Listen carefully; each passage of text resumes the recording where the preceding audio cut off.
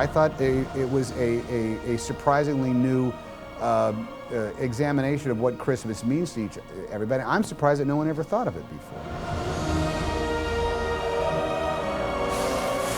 All aboard! This is the Polar Express!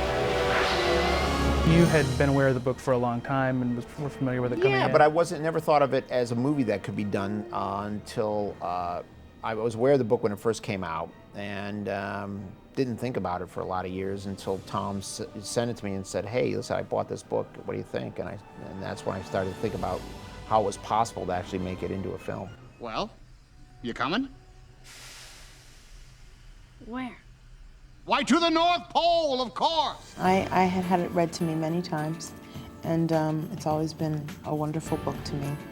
But I never thought that I would, grow up and be a part of it and, bring it to life on screen.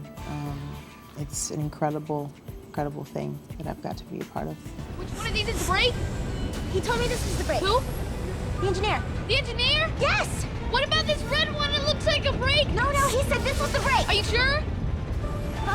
At what point did you decide to use Tom in multiple roles? Once they explained to me exactly what performance capture was able to do, the first question I asked was, well, if Tom can be the conductor and if Tom can be Santa Claus, can he also be the hero boy? And the answer was yes. I said, well, oh man, this is great. You don't want to be taken for a ride. Railroaded! Seeing is believing. And we were all grown-ups playing kids. It was without any of the kind of like accoutrements. The only thing that really happened is they had to count the dots on our faces and our markers on our bodies. Outside of that, we had total freedom to essentially run rampant inside a 10 by 10 foot grid.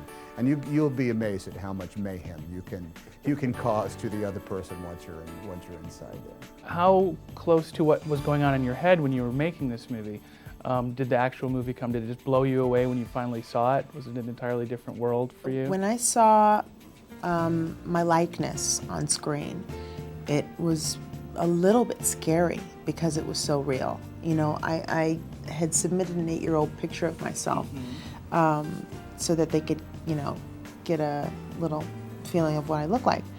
And when I saw it on screen, I was like, oh my God, it's me. It was amazing. I slid and fell, and yet I did not fall off this train. Someone saved you? Or something. Both of my kids have said, I don't know, Dad, you better not screw that up. I may be just an old railroader and know nothing about lighter than aircraft, but from my layman's perspective, you need more altitude. The statement of any great piece of work, play, movie, it comes off in a declarative sentence, and that is, life is like being on a train and you're not driving. You are but a passenger. You don't get to decide when to turn left or turn right. You're just riding the rails for however long you stay on the train.